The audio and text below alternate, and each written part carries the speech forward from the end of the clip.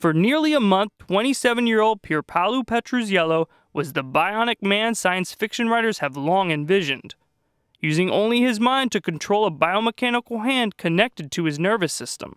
I had a car accident in 2006 caused by a drunk driver. My car turned upside down and I lost my left hand and forearm.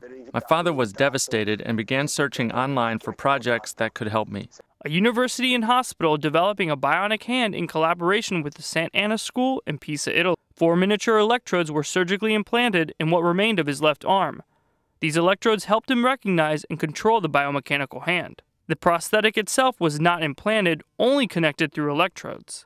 As they stimulated my arm with needles, I closed my eyes and tried to think that my hand did exist. You don't have your hand. You don't have your forearm, so how can you control the hand movements?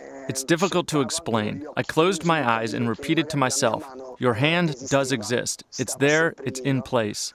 At a mental level, it's very stressing. I needed to concentrate. I needed silence. Then I said to myself, you can wiggle the fingers, you can pinch, you can clench a fist, you can open your hand, you can just do that.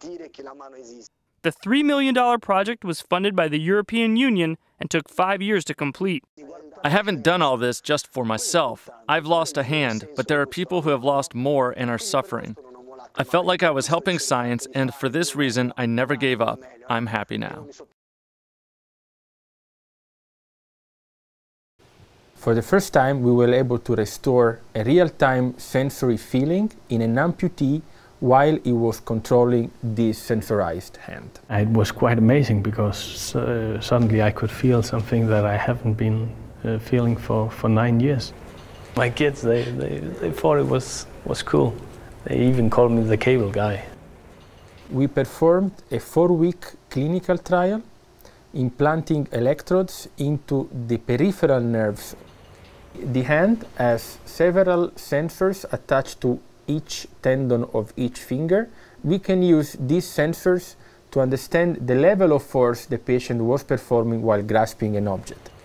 We use this force information to deliver very precise stimulation to the different sensory nerves in order to restore this real-time sensory feeling into the nervous system.